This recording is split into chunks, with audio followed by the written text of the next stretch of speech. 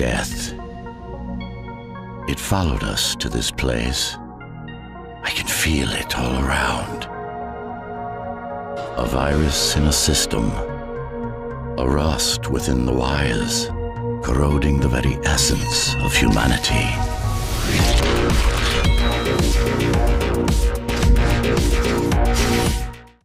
Welcome back to That Nerdy Site. I'm Frank Bozzani, and today I'm joined by Radoslaw Ratusznik. Ratusznik. So yeah, I really appreciate you taking the time to sit down with me here. I just got out of playing Ghostrunner, the new game you guys are working on here. I'm kind of blown away. I'm a big fan. I can't wait for it to play it and kind of dive in a little bit further. Do you have like a soft pitch on the game you can kind of give everybody out there who may not know? Sure. So it's a first-person's action game where you take control over Ghostrunner, who is a cybernetic ninja type of character, and the action takes place in the tower, which is like a big city built in the tower, where the remnants of humanity found their shelter after the cataclysm.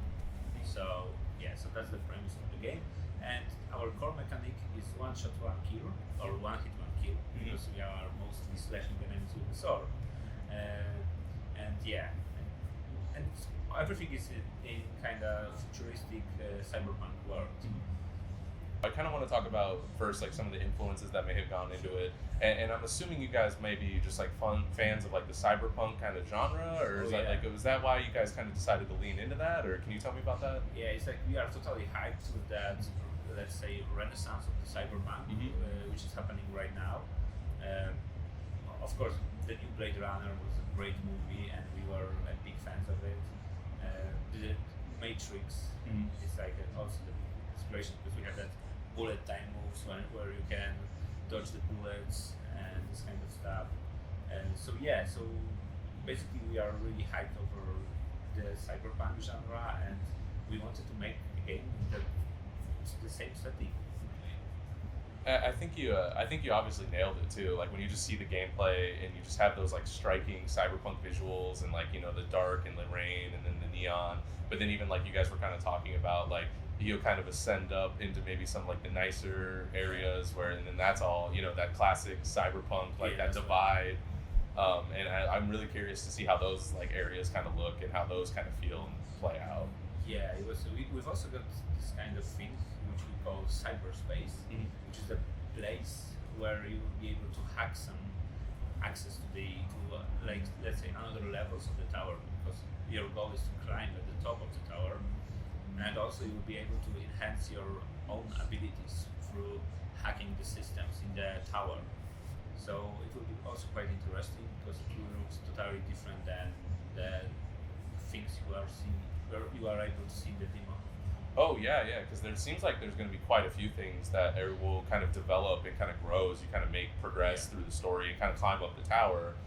Even including, I guess if it's all right to say, I guess that like because eventually the main thing I guess that I have to point out would be like early on you can just destroy kind of projectiles or bullets that are shooting at you, but eventually you should be able to like deflect them back. Yeah, that's true. And so that's where I would like, and you know, some other probably really awesome kind of key things that'll kind of build on what's already there. You will be able to set up your own build for your own playstyle. If you prefer to have like longer time of the slow motion, you will be able to get it.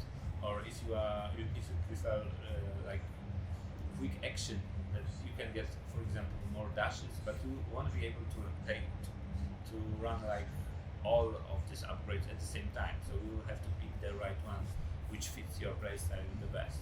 And then, are you able to like respec after the fact if you just kind of want to play around or try out, or maybe a room's giving you like too much difficulty, you could try a different thing? Yeah, you will be able to change them like every time you want. And it's like because we want to let players to experiment.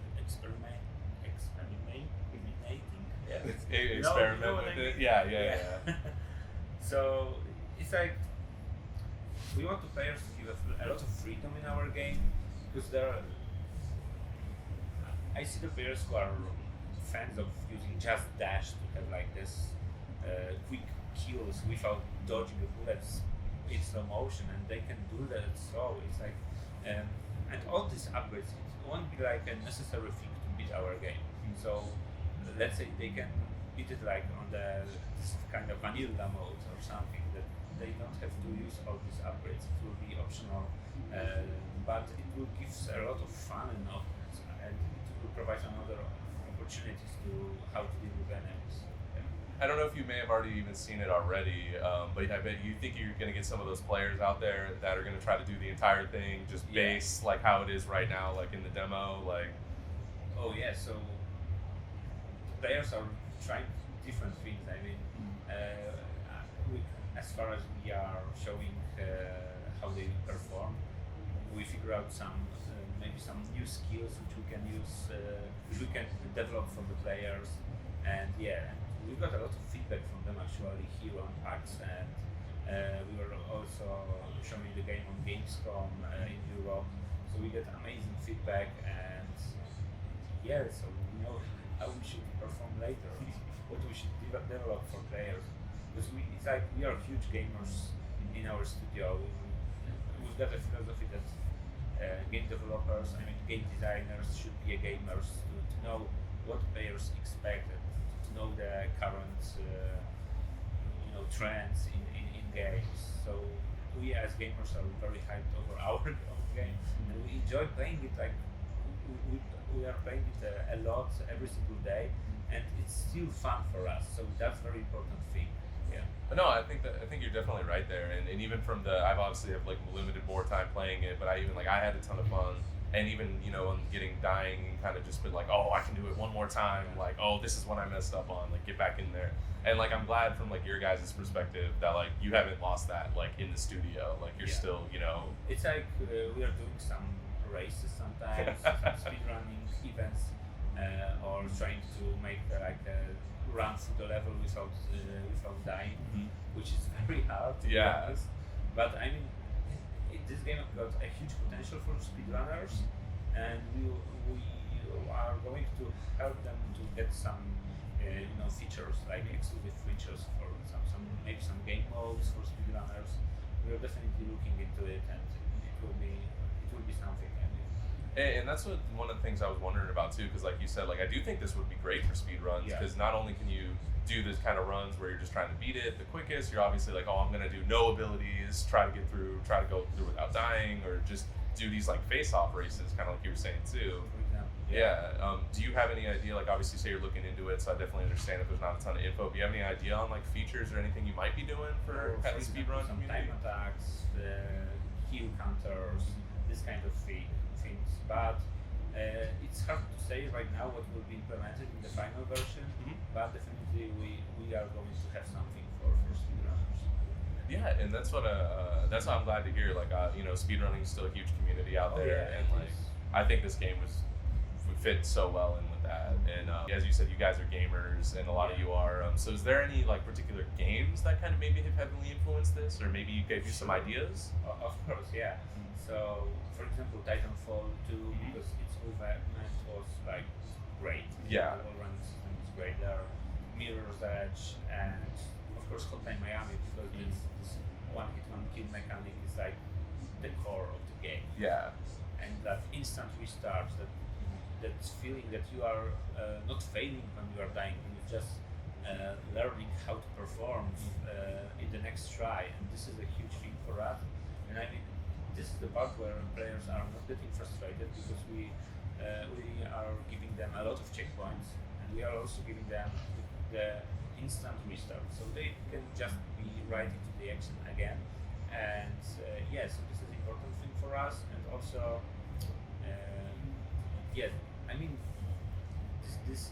this is like dying in our game doesn't should feel like a fail, so it's like a part of the gameplay loop. So it's like we can say that it's also a core mechanic, that you have to die a lot in our game, and you are learning through the steps. And I from my perspective, I definitely feel like you guys nailed it. Where like when I died a few times, obviously not expert level play coming from me diving in, but I definitely like died a few times, but I never got the like, oh, I'm frustrated, or oh, it was cheap, or oh, it should have been different. It was always like, oh, I jumped early, I didn't slow time and dash, I did something I shouldn't have. but it's all that learning. Now you know for next time, like, and should try to dive back in. Yeah, we're trying to make our game fair for players. So yeah, so I'm glad that you have the same feelings about it. Yeah, and that's because I definitely think that's super important, and like I definitely feel like you guys nailed it, and that's something I really enjoyed about the game. Obviously, like we talked about Hotline Miami, Yes. like we mentioned it briefly even before. Like I'm a huge fan, like, and that's what kind of even attracted me to this game. I just saw maybe some of those vibes in here. Sure. One thing I'm curious about, and I don't know if you may have like a ton of info offhand, but in Hotline Miami, obviously it's like all about dying and you just respawn kind of really quickly here. And you guys have that same kind of thing, like you die, but you're just instantly like right back in it. But this seems definitely like a much more intensive game, or like graphically intensive. It is. So like I'm really impressed at how it's able to just like load back in like immediately. Is there anything you guys have that like? Yeah, we got some experience from Ghostrunner, because it was obviously a top-down title, but it was also a 3D game. It has nice graphics. So yeah, we have some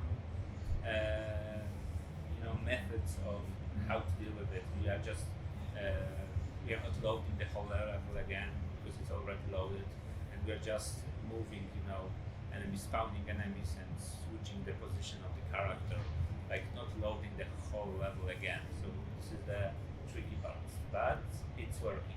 Yeah, no, I love that though, because I love those little like workarounds and kind of like things you can do like that, and like that's another thing that like I have nothing but good things to say about the game, but that's another thing I really enjoy, because obviously like we're talking about how you nailed the feeling of like just it was like my fault, let me get back in there, but when there's a loading screen, especially if it's like 30 seconds, like that ruins the whole thing. Like that's true because players needs to be like in the constant loop, and also the music enhance the feeling. I mean, because it's not starting from the beginning. It's like it's continuing. Like you know what I mean. oh yeah, and that's another thing I kind of took away from it too. Is like I thought the music was just great, like immediately. But not only is it just good, like synth music, and I'm a big fan of that in general. It fits like the theme, and when you're running around and hiking and slashing, and it's just bumping, and I'm just like, and that's that's the thing. That's the music choice we've made to have some kind of synthwave music for this game, and it's like it's a big part actually of the gameplay, of the moods that you have at cyberpunkish, being that cyber ninja and it's pumping you up to the action. Yeah, that's right. This is also very important stuff for us. So we've got a music producer from Denmark. He's called Daniel Deluxe, and he's like the best in our opinion in this kind of music genre, like synthwave or with some kind of dark influences. So it's like kind of creepy ones, but yeah. And that's why, like, I love the music, and like I'm definitely into that kind of music, and obviously the whole cyberpunk aesthetic, and that's what I like going again. I just think you kind of nailed it with like the hand in hand of how everything from the gameplay to the aesthetic to the music is all just like working so well together. Like everything is just like so in harmony. And kind of putting together this awesome like experience, and like even though it's hectic and you're just running around like slicing and dicing. Just enjoying the game itself. It's like. You can try as many titles as you want, because with each try you are getting better and better. So, And so one of my last things I'm kind of curious about too is there seems to definitely be like a narrative in there though too. It's not all just about like hack and slash necessarily. Yeah, there is a story in the background. That's true. You are guided. For example, in the demo version, you are guided by the Whisper, who is an AI of the building. And at the final moment of the demo, you are releasing it, and you will meet. You are going to meet more this kind of characters, which will contact you, and which are going to give you some objectives, and you will have to decide sometimes. I mean, maybe the game will be linear, but there will be many moments when you will have to think about what is the agenda of each of the characters you are going to enter. No, I like that too though, because I was a little bit interested in already what's going on in kind of the demo, so I'm definitely interested to see like how far that goes and meet some kind of weird characters. Yeah. And because I'm sure I haven't seen that some of the other characters, but only being this kind of awesome cyberpunk world, I can only imagine who's gonna show up. Oh, yeah, that's right. And there will be also boss fights, which will be also kind of interesting, because obviously we don't we have some methods of dealing with boss fights when you have just one hit point, and I think we'll be able soon to see how it works. See, now I'm really curious about that because I definitely I can already think of like some cool, unique scenarios of just kind of like some like It will be very intense. And then even then, like that's where you'll still just die. All right, we'll spawn back in. Let's give it another chance, like one more time. That's right. Yeah. Is there any like final thoughts you might want to share about the game or anything for the audience out there? So it's available on Steam. For adding to the wish list, so we can add it to our wish list for us. It's a huge thing for us because these numbers are increasing pretty fast. So we are very glad. And it's coming also for PS4 and Xbox One this year, so we hope you guys enjoy it. Is there any particular date you may be able to share, early info for us? Not right now. Nothing comes to my mind right now, but yeah, no, that's totally understandable. Yeah. I tried. But yeah, thank you again for joining me here. It was I love the game, and I think a lot of the community out there is really going to enjoy it too. I And hope so. Sure. it's on my wish list now, so Great. I can't wait for day one. Thank you. Thanks so much. Yeah, absolutely. Yeah, thank you. And thank you for joining us here on That Nerdy Site. We were doing a ton of PAX coverage this week, so we have a ton of previews, and this is I believe the first interview that may actually go up. So take a look and check out the channel, youtube.com/thatnerdysite for more content.